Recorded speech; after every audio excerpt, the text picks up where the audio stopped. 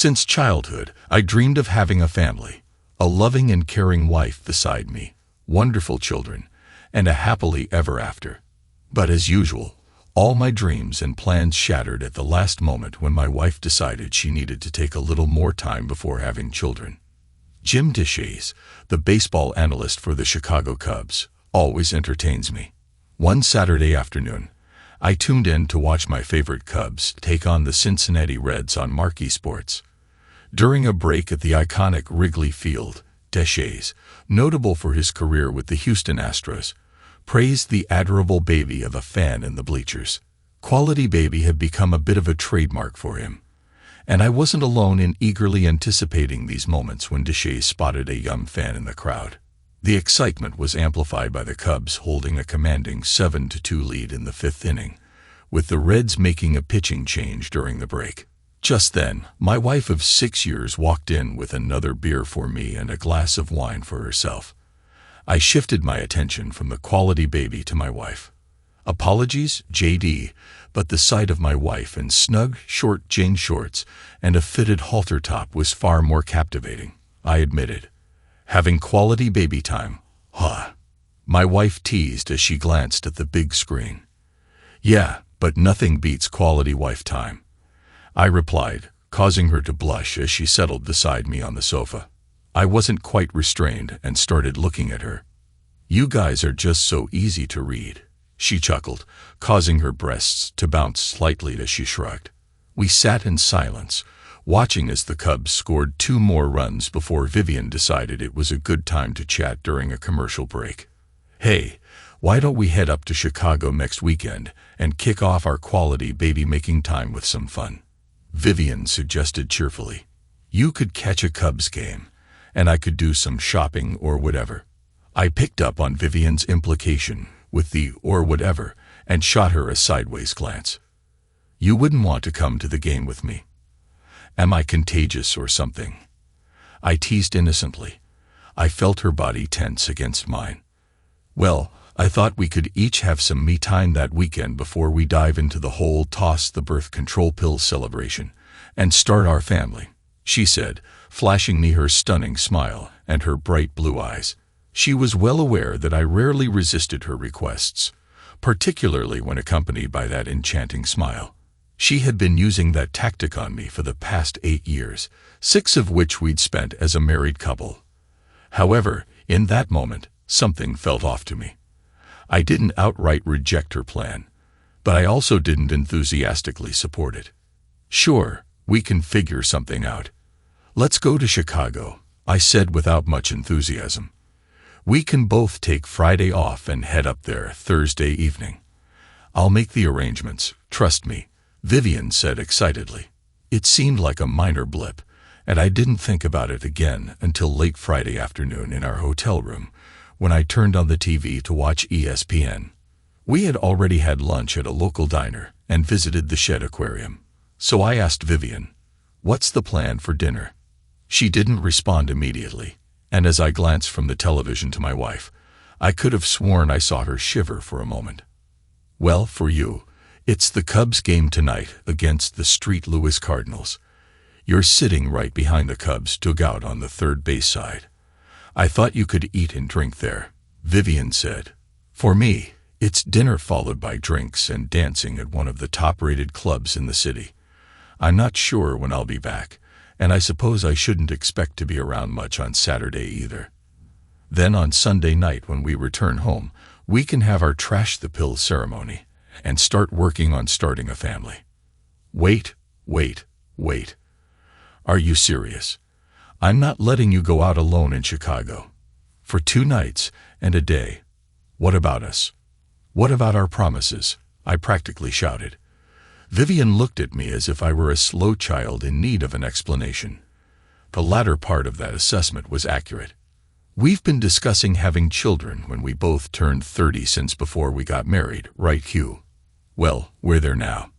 But I've decided that since I'll be doing most of the heavy lifting, I deserve a reward for it. A reward? Seriously, I don't remember a reward clause in our wedding vows. I growled. You won't be the one carrying the child for 9 months, sacrificing your tone body, or putting your career on hold to raise the child. But I will be the one working hard to provide for our family, missing out on milestones like a first word. Doesn't that count for something? I questioned, bordering on sounding plaintive. She brushed off my concerns as if they were inconsequential. We've been together for 8 years, Key. Have I ever given you a reason to doubt my love or fidelity? The answer is no. So I want something for myself. A bonus. A weekend affair. Not love, just desire. For a day and a half. Then we can ditch the birth control pills, and it'll just be you and me forever. Damn woman, all I'm hearing is I snapped. You know the saying, there's no I in team. Well, there's also no I in us. But I guess if you go through with this, there won't be an us anymore. So you're saying it'll just be you and me forever if I agree to this. But what about when we want to have another child? Same deal. Either way, it's not happening. In this lifetime. Do you see a lobotomy scar on my forehead? I wasn't seeking your approval, Q. I don't need it, she stressed. I was informing you of what's going to happen. I'm capable of making decisions about my own body. Not my ego, babe. I'd have to address your incredible selfishness before I even thought about my ego. I replied harshly. Maybe I should go seek out the same kind of fun as you. She looked taken aback. The superior attitude she had shown me minutes ago vanished, and suddenly she seemed uncertain. She reached for her phone and sent me my Cubs ticket for the night. You take the car, and I'll get an Uber to where I'm going, she said, apparently realizing that I wasn't that kind of person. With a frustrated shake of my head, I grabbed my keys and phone before exiting the room without a backward glance. I could only imagine she assumed I was off to the baseball game like a dutiful, soon-to-be cuckolded partner. Instead of catching the Cubs game in person, I opted to tune in on the radio during my drive home. Pat Hughes and the team were in top form as the Cubbies clinched another victory. I didn't really have a plan other than putting distance between myself and Vivian. It's disheartening when your perception of someone veers sharply from reality. Vivian Langer was a teller at my bank when I went in to cash my first paycheck from the national transportation firm where I'd just been hired. She had only been at the bank for a couple of weeks, having recently graduated with a degree in finance. I stood in line, observing the petite blonde with green eyes and what appeared to be a generous bust beneath her elegant blouse. She effortlessly engaged in brief conversations with customers, while efficiently handling their transactions before it was my turn at her window. You know your employer can set up direct deposit for your paycheck, so you can avoid these lines every Friday, she said to me, flashing a bright smile. I was aware of this fact as the company's payroll director had informed me upon my hiring. However, I'm someone who prefers the traditional approach of receiving a physical paycheck. During my summers working for my father as a kid, electronic transactions weren't an option, so I became accustomed to cashing my checks in person. I felt comfortable sticking to the old-school method. Besides, sure, but if I switched to electronic payments, I wouldn't have an excuse to visit you, Vivian, I remarked, glancing at her name placard beside her window. She blushed charmingly and responded with a radiant smile. As she nervously bit her bottom lip, I realized there might be mutual interest. For the next 2 weeks, I intentionally chose Vivian's line, even if there was a shorter wait at another teller station. Despite the other teller's invitation, I simply smiled and gestured towards Vivian, who understood my preference. While I consider myself composed and logical, I'm also confident around women. The following week, I mustered the courage to ask Vivian out on a date, and she accepted. Vivian turned out to be outgoing and intelligent, hailing from a well-off family that still supported some aspects of her lifestyle.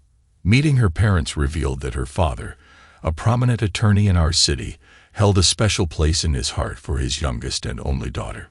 It became evident that Vivian often got what she wanted thanks to her father's financial resources and influence. I was progressing towards greater opportunities at Bishop Enterprises, which brought satisfaction to both Vivian and her parents. As our relationship developed, John Lunger made it clear that he expected me to maintain the lifestyle his daughter had grown accustomed to. "Quincy, treat my daughter well, and fulfill your responsibilities towards her and her mother, and I will welcome you as part of the family. But mistreat her, or worse, lay a hand on her, and you'll have a lifelong enemy with plenty of allies," John informed me. Yes, Quincy is indeed my given name, which is why Vivian and nearly everyone else who knows me calls me Q. It's a tradition in our family. The firstborn son in every Navarro family for 4 generations has been named Quincy. Since my uncle is still alive, my parents actually refer to me as 4. Vivian's parents are the only exception to this rule. Everyone else in the Langer family refers to me as Q, except for John and Barbara. 20 months after our initial date, Vivian and I had a grand wedding that astonished not only me but also my parents. The ceremony was officiated by a state judge, and among our guests was a United States Senator, whom Vivian affectionately refers to as Uncle Isherm. Before tying the knot, Vivian and I had agreed to postpone having children until we reached the age of 30, so we could make progress in our careers and finances. Her 30th birthday occurred 2 weeks before our weekend trip to Chicago. By the stroke of midnight, I packed 2 suitcases and loaded most of my cherished belongings into the trunk of my car. I phoned my younger brother, Bill, who agreed to let me stay hidden at his place an hour away for a few days while I sorted out my life.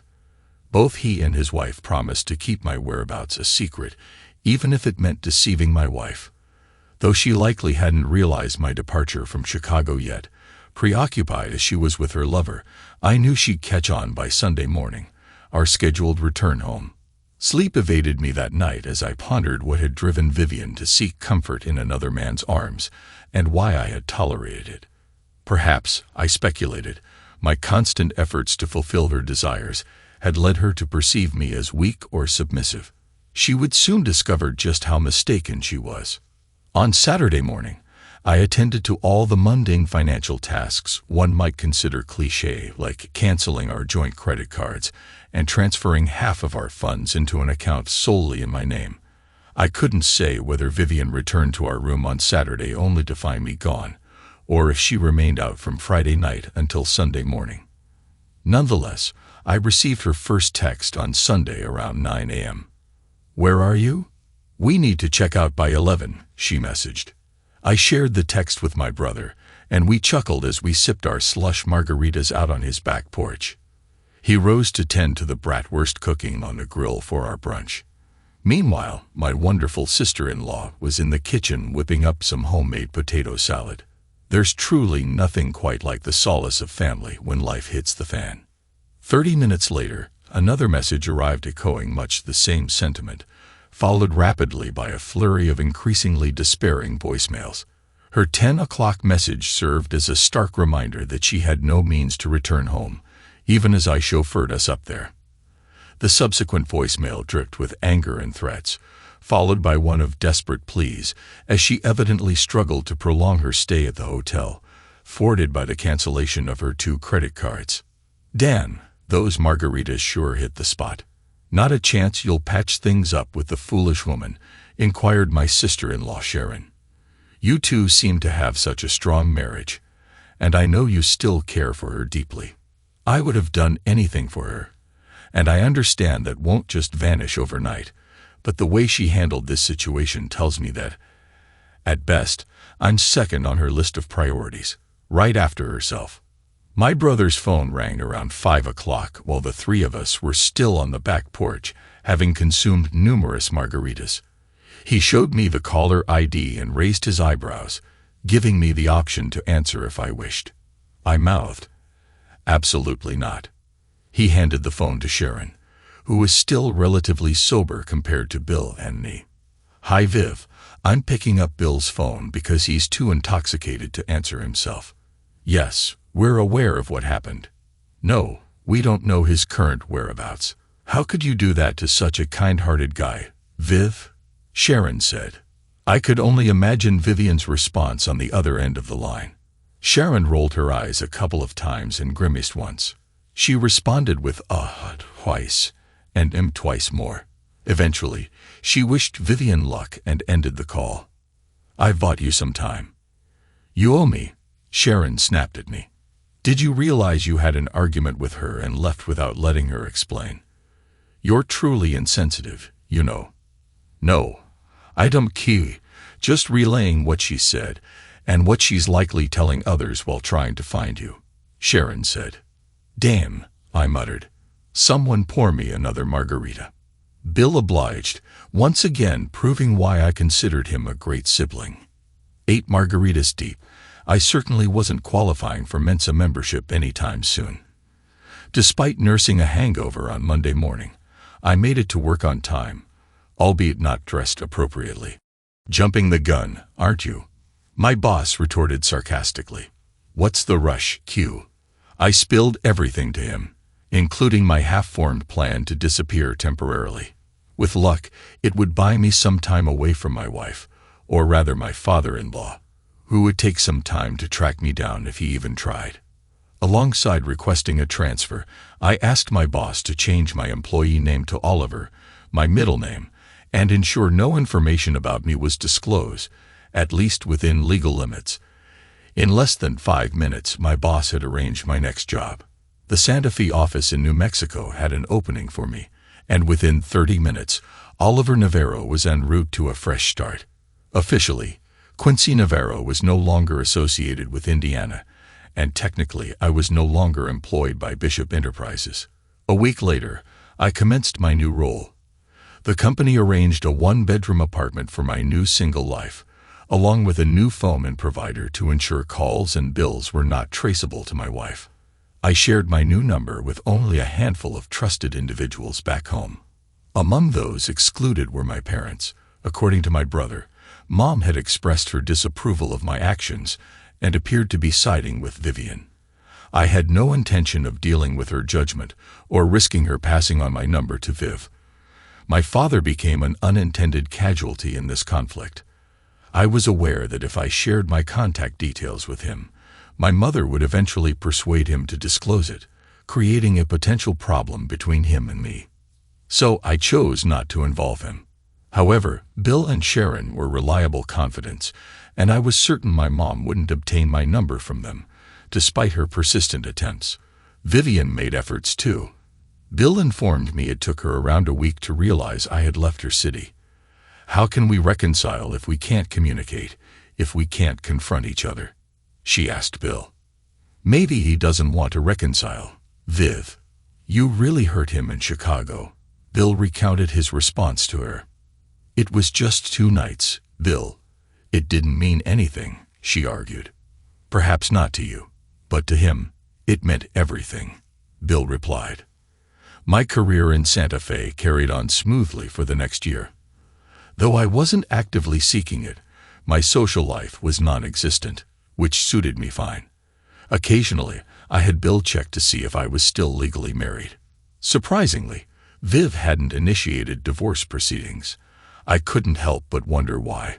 Sometimes I joined my colleagues to spend the evening after work, but it wasn't until I had lived in Santa Fe for about 18 months that I went on my first date.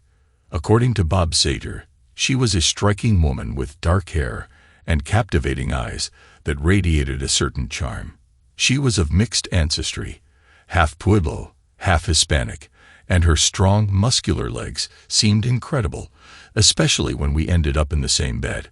We met several times, but I realized that she was looking for a long-term relationship, and I couldn't offer it to her. 2 months later, at my favorite quiet pub, I encountered Evangeline, nicknamed Angel Born, while seated at the bar. She embodied the quintessential Irish charm with her dark red hair, freckles, and bright blue eyes. It later became apparent that she possessed the renowned Irish temper as well. Still clad in my jacket and tie from a hectic day at the office, I sat nursing a shot of Jack Daniel's Tennessee Honey when a woman's voice declared, "The one at the bar is mine, girls. You all find your own." As a group of women entered, observing their attire, I surmised that they had just finished a shift at one of the local factories, all clad in jeans and work shirts. The one approaching me had her shirt unbuttoned halfway, revealing their generous décolletage. I couldn't help but watch as she walked, her bosom bouncing. "What's on the menu tonight, Mr. Fancy Suit Guy?" she asked, flashing a wide smile, her eyes dancing. "Tennessee honey.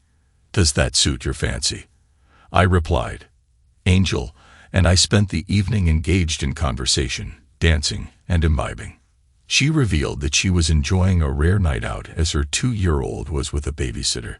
With a hint of embarrassment, she confided that the child's father remained unknown to her. I ended up drinking a bit too much, found myself alone, and I strongly suspect I was drugged by 2 guys I was hanging out with at the party. That night taught me a few valuable lessons, the most important being that neither I nor my friends ever leave a bar alone with a man unless we arrived with him. "We either all leave together or at the very least leave in pairs," she explained. "But my daughter is a blessing. She's the most precious thing in my life." She took out her phone, tapped a few times, and showed me a picture of an adorable toddler. "Do you have kids?" she asked. "I don't think parenthood is in the cards for me," I replied, launching into the story of how I ended up in Santa Fe. "Wow, that's rough. But are you still married to her? You should take care of that," she insisted. I know I should, but at the time I just wanted out quickly. Plus, there's the issue of actually communicating with her. Angel and I went on a few solo dates, and then I began including her daughter in our outings. Eleanor was initially reserved around me until I got down to her level and engaged with her. I had read about that approach somewhere, and whoever suggested it was brilliant. I quickly became her favorite adult, according to Angel. Sometimes when Angel and I were cuddled up on the couch, Eleanor would take my hand and lead me to the floor, where she would crawl into my lap like a puppy and fall asleep. It seemed to impress Angel, but I must admit I enjoyed it too. Angel and I had a good rapport, but the topic of exclusivity never came up between us. From the outset of our relationship, she disclosed that she occasionally saw someone else. I wasn't under the illusion that Angel and I were in it for the long haul, and since she was transparent about it, I had no issue with her continuing her other involvement. As they say, assumptions can be deceiving. I simply assumed that the other person, Bobby, in Angel's life was a man. We never delved into discussing Bobby, much like I presumed she hadn't discussed me with him. However, around 3 months into our relationship, she casually mentioned going shopping for bikinis with Bobby a couple of days prior, and wait, what? I interjected. "Bobby's a woman. Spelled Bo-B-E. Not Bobby, as in Robert." "Yeah, that's right. Haven't I mentioned that before? Bobby's a woman, a lesbian, and I'm bisexual. Are you sure we haven't discussed this?" Angel replied, avoiding eye contact and fidgeting with her hands. I shook my head silently, caught off guard. "Is that an issue for you, Oliver?" she murmured softly. I had never given it much thought before. While I'd known bisexual individuals, I hadn't dated one knowingly. It took me a moment to process before realizing that the gender of the person in her other relationship made no difference in our dynamic. "Do you think I should be concerned if she's really attractive?" I inquired. "I tend to find women more aesthetically pleasing than men, and if she's exceptionally beautiful, I might feel inadequate by comparison. She is beautiful, but I don't think you need to worry too much. You both bring different qualities to the table," she reassured me with a laugh. She then mentioned casually, "Did I ever tell you I'm bisexual?" I usually disclose that early on in my dates to avoid any misunderstandings or hurt feelings. "So does that mean you'll be curious about what we do when we're together? Are you that nosy?" I teased.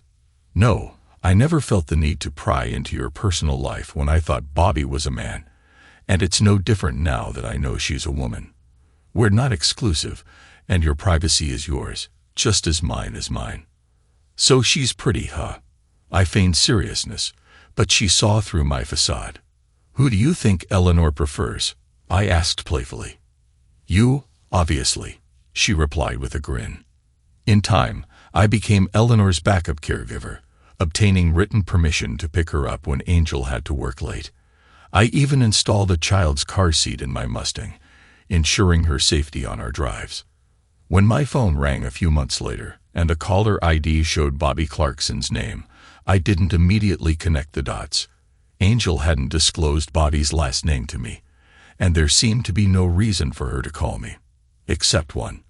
An uneasy feeling churned in my stomach as I picked up. Bobby, almost frantic, relayed the tragic news that Angel had been in a fatal car accident on her way home from work. The authorities had contacted Bobby after finding Angel's phone, where Bobby was listed multiple times in her call history. Rushing to the hospital, Bobby discovered that Angel had passed away. Amidst her grief, Bobby realized that Eleanor needed to be picked up from the babysitter, and Angel had mentioned that I was authorized to do so. We arranged to meet at Angel's apartment after I fetched Eleanor. Arriving at the apartment with the bewildered child, I found Bobby seated at the kitchen table weeping. She embraced Eleanor as tears continued to flow. We remained in that embrace for what felt like an eternity, two adults and a confused toddler clinging together. Eventually, we separated, acknowledging the need to attend to the child's needs and make arrangements.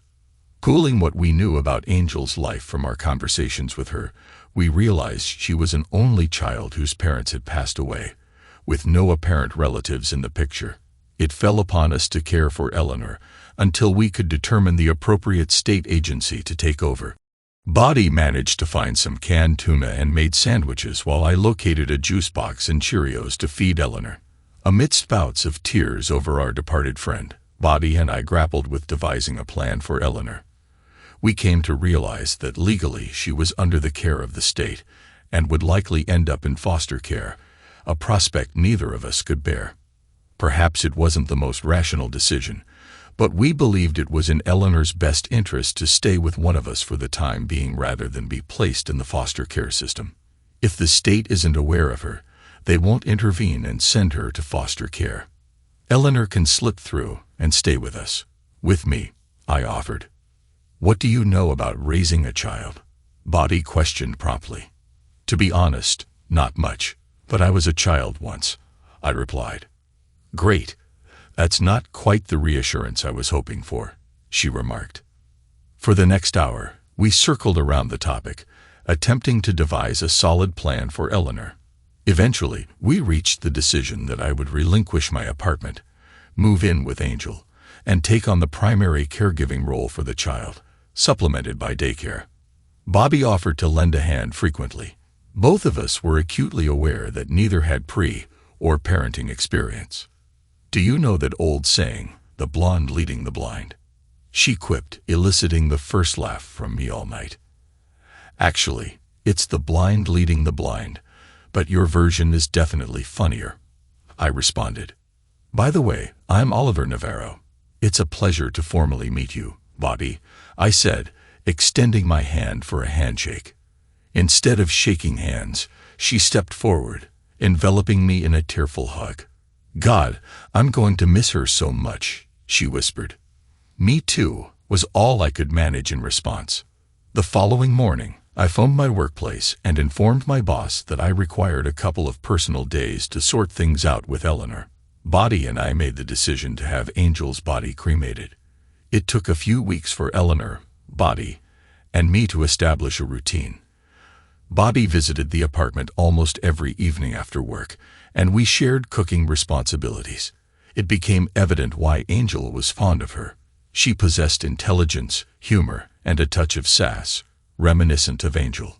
Additionally, she was tall, blonde, blue-eyed, and curvaceous. I cherished her company and felt her absence on the rare nights she didn't visit. Many nights, Bobby and I discussed our emotions regarding Angel. After 3 months, a somewhat apprehensive Bobby approached me one evening after putting Eleanor to bed. I sat at one end of the sofa in the living room, and Bobby sat next to me, crossing her legs comfortably, a feat most women can accomplish effortlessly but most men struggle with. Yes, I prompted, stretching out the word in anticipation. Oliver, what do you think about us getting a larger apartment, and me moving in with you two full-time? She proposed. It would be more economical for both of us, and we could better care for Eleanor together. I cared deeply for the child, and I suppose I want to be like her mother, in a way. And you could be like her father. I know you care for her too. We don't have to be married to raise a child. In fact, with both of us in the home, we could maintain our own social lives. And since we're friends, not romantic partners, it should reduce the likelihood of us separating like. All right, you don't have to say it. Like my wife and I. Bobby was undeniably beautiful, but knowing she was interested in women, I never considered making a move. That would be incredibly disrespectful. Nevertheless, I had developed strong feelings for her. We both shared a deep love for Eleanor. The plan seemed logical to me. Bound by our devotion to Eleanor, and perhaps because there was no romantic or bedtime tension between us, Bobby and I became close friends. Our trio formed a tight-knit family, especially when Eleanor started calling us Mommy and Daddy, a habit she picked up from other kids at daycare. It's remarkable how two simple words could profoundly affect us adults. The first time Eleanor called me Daddy, my heart swelled with joy. When she called Bobby Mommy, Bobby seemed overwhelmed. After tying Eleanor's shoes, Eleanor said, "Thank you, Mommy," and Bobby teared up before rushing to the bathroom. A few minutes later, Bobby emerged with tears still in her eyes, but a smile on her face.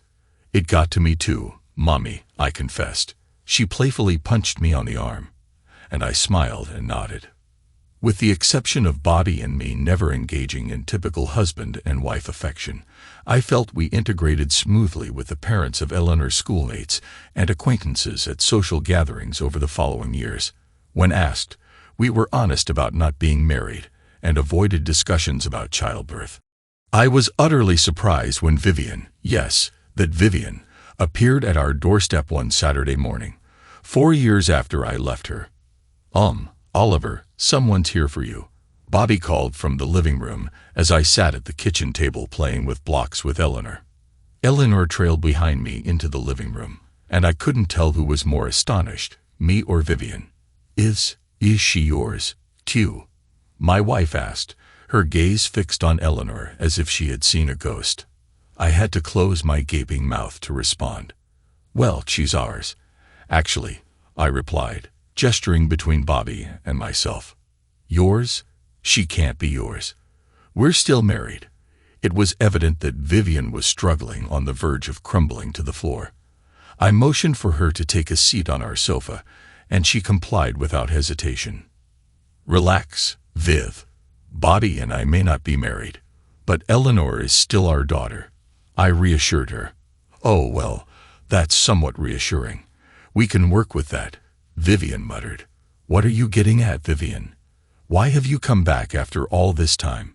Aren't we divorced by now?" I questioned rapidly.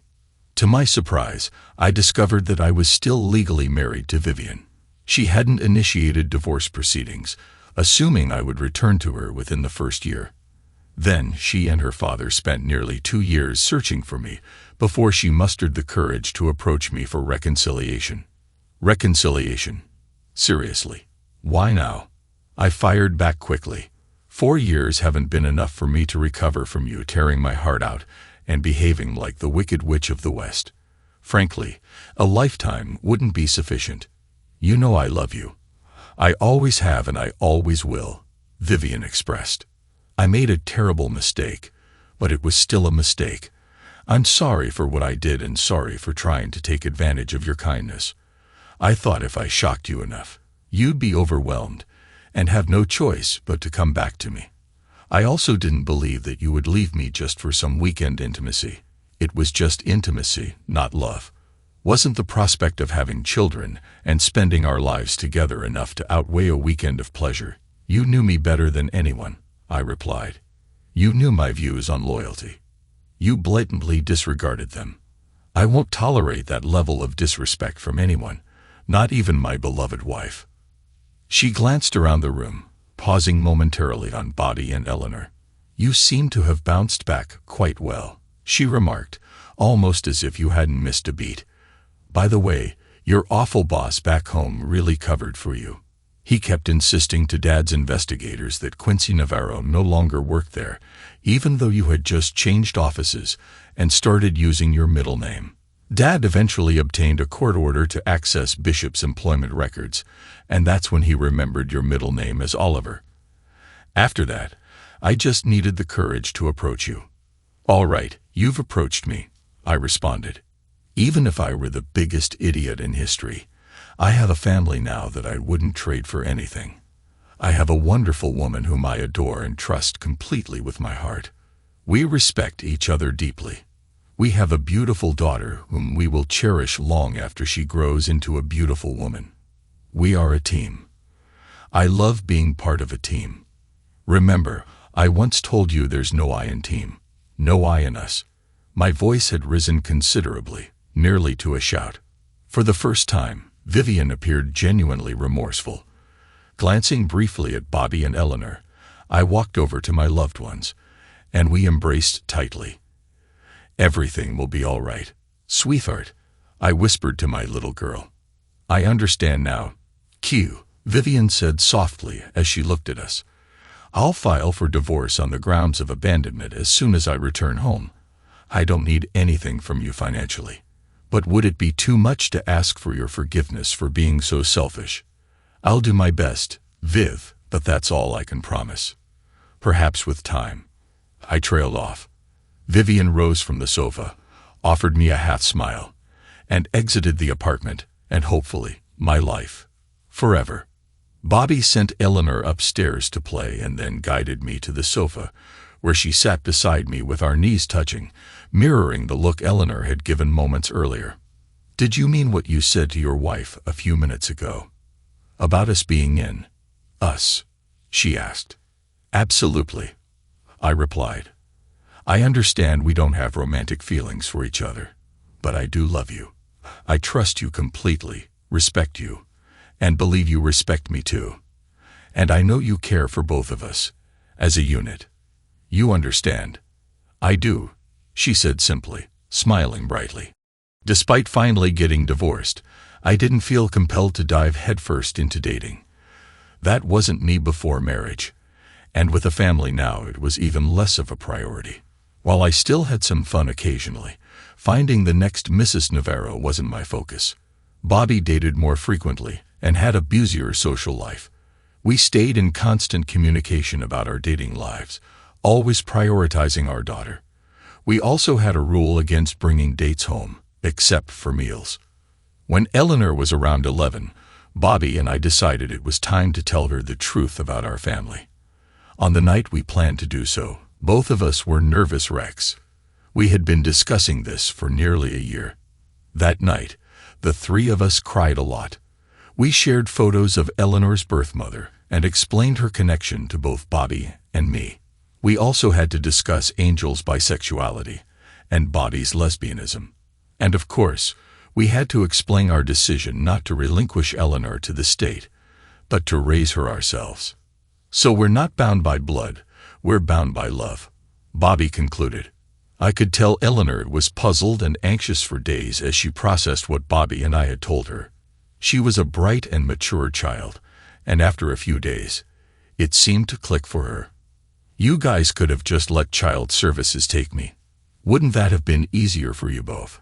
She asked during dinner. Doing the right thing isn't always the easy thing, I replied.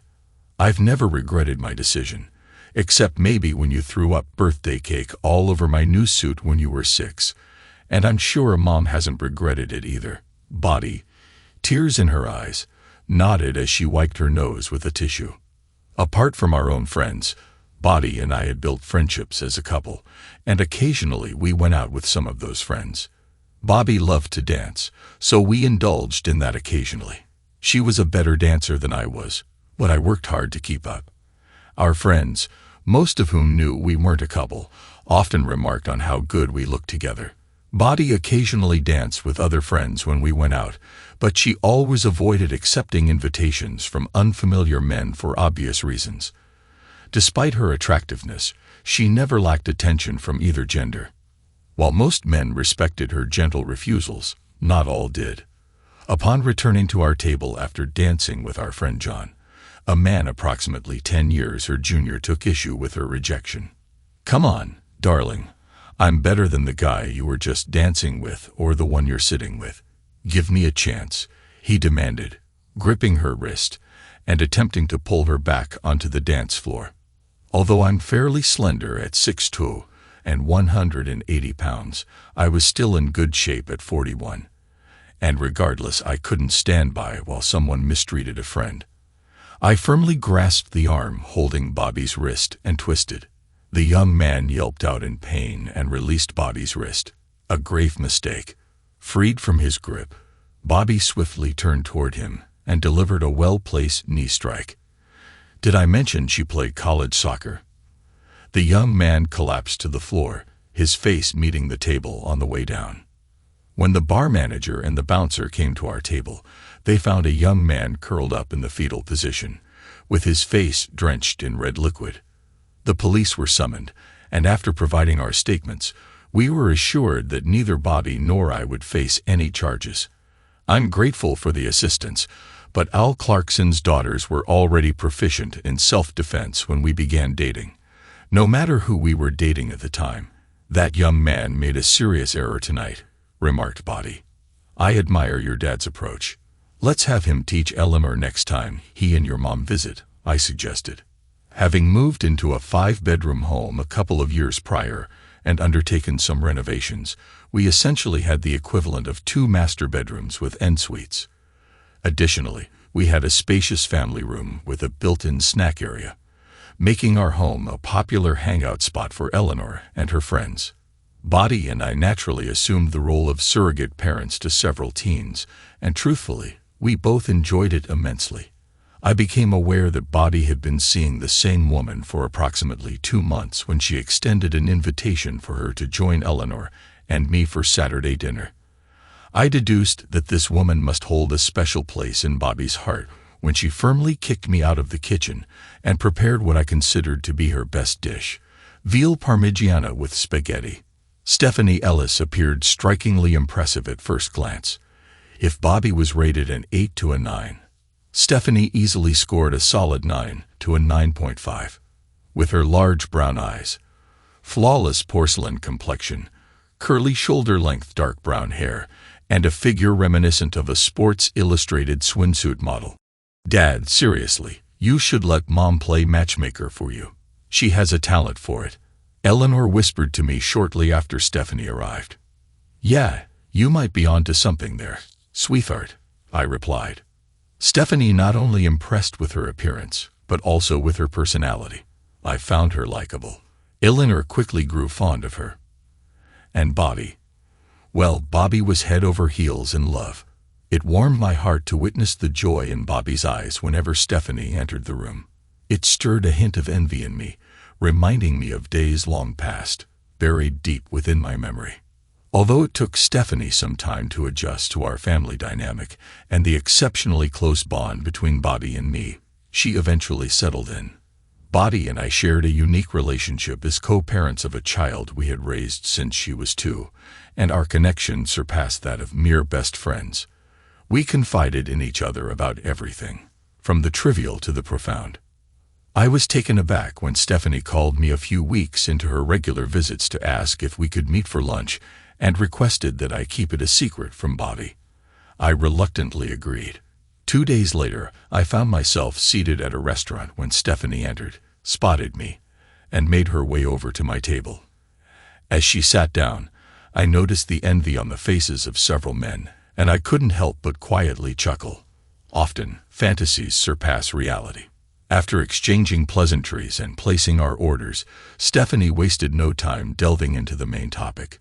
She expressed her uncertainty about Bobby's relationship with me and her reluctance to become involved with a woman who might already be in a committed relationship.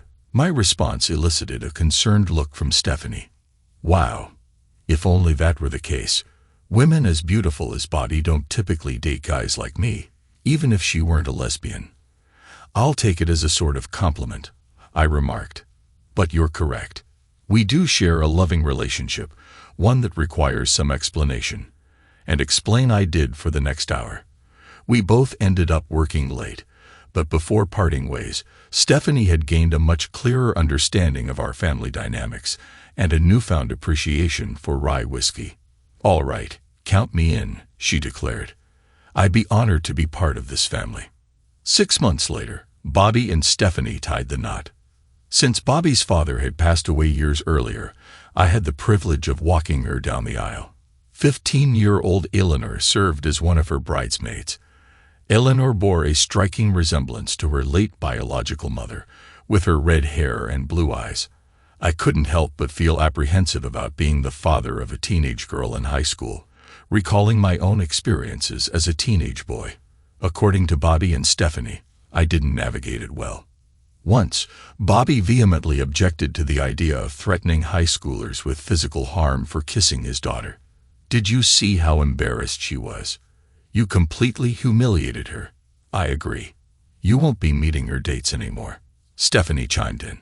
"I'm certain one of us can convey your good wishes to them effectively in the future. If I were to date women instead, would you react the same way, Dad?" Eleanor inquired. "Probably not. But then you'd have to deal with Mom and Stephanie. That wouldn't be any easier for your date," I remarked. Eleanor paused thoughtfully for a moment, her face betraying various emotions. "Wow. As much as I hate to admit it, that might be even worse," she conceded. I chuckled, feeling relieved as she walked away. Are there any words more dreaded by a man than, "We need to talk"? The answer is a resounding no. However, given my family dynamics, I was more puzzled than anxious when Bobby uttered those words one Friday evening. While Eleanor was out with friends, she led me to our formal living room, a space typically reserved for guests. A visibly nervous Stephanie was already there, and she handed me a shot glass filled with what looked like Angel's Envy rye when I entered and settled into the wingback chair she indicated. Bobby sat next to Stephanie on the couch, both holding glasses of white wine. I felt completely confused. "You've got me figured out, ladies. I sincerely apologize for any wrongdoing and promise not to repeat it." "Never," I said sincerely. The two women exchanged confused glances until Bobby figured out the situation. "Relax, Oliver. It's not what you think it is. But we'll save this apology in case of another oversight, okay?" Bobby chuckled. I need a favor," she continued hesitantly. She looked at me, then swallowed nervously, trying to speak, but without success. Stephanie finally intervened. "Is it possible? Could we borrow some of your white stuff, Oliver?" blurted Stephanie. There was an awkward silence in the room as we exchanged glances. "Peep, excuse me." I stumbled. "Oh shit. Why is it so difficult?" muttered Bobby. Oliver, Stephanie, and I want to have a baby, and we're wondering if you'd be willing to provide the material for that. Would you agree to do this for us?" It took me a few moments to fully comprehend what had just happened.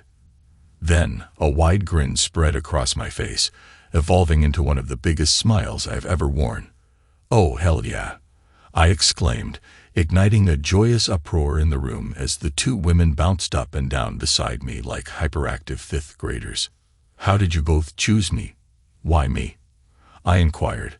Once the excitement settled, and we returned to our seats, they exchanged glances, both sporting broad smiles. "Picking you was a breeze compared to asking you," Stephanie remarked. "I know it might be hard to believe, but we chose you because of your intelligence, charm, respectfulness, good looks, and fitness," Bobby continued. "You're a wonderful father and a fine man. We thought it would be incredible if our child could inherit some of those admirable qualities." Oh, Dan. I've only shed tears a handful of times since becoming an adult. That day was one of them. I cried like a newborn. "You know, if you guys want, I could sell you my half of the house so you can." No, Bobby interjected. "We don't want you to leave.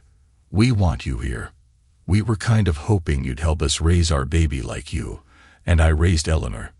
I think we did a pretty good job of that, don't you?" I must confess, I took pride in the upbringing of our daughter, and honestly, I thoroughly enjoyed the experience. While I was a bit apprehensive about Stephanie's thoughts, It seemed she had already anticipated them. Stephanie mentioned that research suggests children thrive with both a mother and a father present in the household. Just imagine the potential for this child with two mothers, a father, and a sister, all before Eleanor goes off to college, Stephanie remarked. Amidst tears and sniffles, I managed to express my gratitude. I love you all so much, you know, I said, tears streaming down my face. That evening at dinner, we disclosed our plans to Eleanor. She leaped out of her chair, embracing Bobby and Stephanie. Wow, I'm going to be a big sister. How amazing is that? She exclaimed with joy. 2 months later, Bobby, Eleanor, and I eagerly awaited Stephanie's emergence from their bedroom's ensuite to confirm her pregnancy. When she appeared with tears of joy, we shared a heartfelt group hug. On a deeply personal level, my mind was overwhelmed with emotions. Just over 13 years ago, I thought I'd never experience parenthood. Now I was only months away from welcoming a second child. Indeed, family comes in diverse shapes and forms. I always admired Eleanor's intellect and growing maturity over time. She seemed to handle the unique dynamics of our family with grace, even when faced with occasional teasing from peers. Despite potential challenges like Bobby being a lesbian, Bobby and I not being married, and each of us having different last names, Eleanor rarely voiced complaints about any hardships she faced. As our family expanded to include more individuals and surnames, we opted to maintain Eleanor's original last name, as it was already on her birth certificate. Despite any outside scrutiny, Eleanor remained popular among her classmates, often bringing them to our house for gatherings, whether they were from the soccer team or band. While children tended to be more accepting, some adults weren't as understanding. Occasionally, we caught wind of gossip from other adults, but it usually quieted down in our presence. Perhaps it was because few wanted to confront me, and even fewer dared to challenge Bobby, known for her sharp wit when defending our family. Eleanor ended up as the second highest-ranking student in her class and had to deliver a speech at graduation. Despite my knack for words, when I offered to assist her, she insisted I had already contributed enough and didn't require additional aid. Interestingly, she never rehearsed the speech in my presence, nor in front of Bobby and Stephanie. It seemed I would have to wait along with everyone else to hear it. On graduation day, as Bobby, Stephanie, and I entered the gym with Roman Alexander Ellis, who was almost a year old, we were frequently stopped by women admiring the baby, causing delays. Eleanor's speech was scheduled as the second address of the ceremony, and I couldn't help but smile when I saw the title, "There's No I in Team," printed in the program. The essence of her speech revolved around the idea that collective effort can overcome individual weaknesses, emphasizing the significance of unity and cooperation. She used our family's differences as an illustration of how 4, now 5, individuals can function as a successful unit. I'm certain I stood a little taller that afternoon. Eleanor's words moved many to tears. The entire family embarked on a trip to Arizona State University to drop off Eleanor for her freshman year.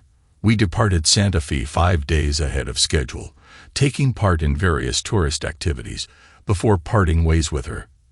As we prepared to leave, we formed a line to give final hugs. I found myself at the end of the line, and upon reflecting later, I realized the order wasn't arbitrary. "Dad, promise me you'll make more effort to find a good partner," she whispered to me as the others made their way back to the car. "I know it wasn't a priority for you while I was at home, but now that I'm gone, Mom has a good partner. You deserve one too." "I'll do my best, but I can't guarantee," I replied in the same hushed tone. Good partners like Stephanie aren't easy to come by, you know. It seemed natural that Roman started calling me Daddy as he began to talk, and my heart swelled each time. What caught me off guard was his use of Mommy for both Bobby and Stephanie, yet they always knew which one he meant. I couldn't discern any difference in his pronunciation, but somehow the two women understood perfectly. 2 years after Eleanor graduated from Arizona State University, she granted me the immense honor of walking her down the aisle for her wedding. That was pretty much my sole responsibility for the event, as my daughter, Bobby, and Stephanie handled all the major tasks with smiles and laughter. My role mainly involved contributing financially and keeping 7-year-old Roman occupied. Although Jack Lassiter appeared to be a fine young man, I couldn't help but assertively warn him against ever harming my daughter. I assured him that I wouldn't intervene in their marriage unless Eleanor was mistreated. When he responded with understanding, albeit in a strained voice, likely due to the single-arm chokehold I had him in at the time, I didn't hesitate. Call me overprotective, but as a father, I felt compelled to emphasize the weight of his actions. Despite being in my mid-50s, I maintained good physical shape, hitting the gym 3 days a week. The wedding proceeded flawlessly, and I made it a point to relish every moment of my daughter's special day. I mingled with guests at every table, indulged in delicious food and drinks, and danced with numerous women. I stood conversing with a group of friends when a lively woman approached me. She had shoulder-length silver hair with streaks of purple, and without hesitation, she seized my right hand and led me toward the dance floor. "Do you have a height requirement for your dance partner, stud?" she quipped as she dragged me onto the floor amidst laughter from our nearby companions. "In case you're curious, I'm Aunt Deb." She introduced herself as we found our place on the dance floor. "I'm Jack's mom's closest friend. I used to change your new son-in-law's diapers occasionally back in the day. My nephew has spoken highly of you, and he warned me about your killer chokehold," she added with a grin. She flashed flawless teeth and lively blue eyes as we began to dance. I discreetly assessed her figure, noting her gymnast-like physique. As the music played, I discovered she moved with grace during the lively tunes. When a slower song came on, she closed the gap between us almost immediately. "It's clear you hit the gym regularly," Deb remarked. We walked into the bar hand in hand to grab a drink afterward. I had a feeling she was staking her claim, though I didn't mind. However, if she was, she'd have to pass through Bobby and Stephanie, the American equivalent of the Spanish Inquisition. First, I escorted her to our table and introduced her, pleased that my 2 closest friends gave her a brief grace period before launching into their interrogation. "I'll grab you another drink," I said with a grin as I stood up. At the bar, Jack's mother approached me, beaming as she glanced at Deb, seated with Bobby and Stephanie. "She's quite a character, but I've heard you 3 are fiercely protective of each other." "Let's see how she handles the scrutiny," Marcia Lassiter remarked. "Wait a few minutes before you return," and that's exactly what I did. Marcia briefed me on some of Deb's background. She was a year younger than me at 55, and had been married for 15 years before catching her husband cheating about a decade ago. She gave him a swift kick where it hurts, and then kicked him out, Marcia recounted. I returned to the table 5 minutes later to find the 3 women in fits of laughter. Yet, for some reason, I didn't feel nearly as at ease as when I had left. 2-year-old Kayla Lassiter dashed around our spacious home alongside our 2 Labrador retrievers, her laughter echoing through the rooms, while her parents relaxed with iced tea at our kitchen table, joined by 4 of her 6 grandparents. Jack and Eleanor, who lived just 45 minutes away, frequently visited to spend time with our first grandchild. Jack's parents, Marcia and Tom, confessed to feeling a tad envious of our frequent visits with Kayla, so we extended an invitation for them to spend Christmas week with us, ensuring that all 6 grandparents and Uncle Roman could celebrate the holiday together. Marcia eagerly accepted, also relishing the opportunity to reunite with her best friend, Deb, whom she hadn't seen since Deb and I married and moved to Santa Fe. Tom needed a bit more convincing. Privately, he confessed his discomfort around Bobby and Stephanie, having never interacted closely with a same-sex couple before. "They're just like any other married couple, Tom," I reassured him. "All you need to know is that I trust them implicitly, just as I do with you and Marcia." "Well, I must say they're both quite attractive," he admitted. "I had this idea that couples like them were, well, not like that." I chuckled at his observation, assuring him, "Trust me, they'd break the stereotype. Don't overthink it, Tom. They're just women. They probably own more shoes than both of us combined. Deb was everything I could have wished for in a wife, even though I didn't realize I needed someone as energetic and dynamic as her. While I considered myself laid back, Deb was always on the move, her energy infectious. During the first spring she spent living with us, I had to prepare a garden for her. We tilled the soil together, then proceeded to plant various salad vegetables while she supervised. I jokingly teased her about being part cat, as cats are renowned as nature's finest overseers. Bobby and Stephanie grew fond of her, emotionally almost as swiftly as I did. Literally. However, that didn't deter them from cautioning her before our marriage that they would fiercely protect me if she ever caused me any pain. She appeared quite shaken when she confided in me the day after their warning. "I'm pretty sure they weren't joking, babe," I remarked solemnly. "We always have each other's backs." "I know they weren't joking. I don't intend to hurt you ever, but if I do, I won't stick around. I'll disappear in a flash. It's called self-preservation," she stated.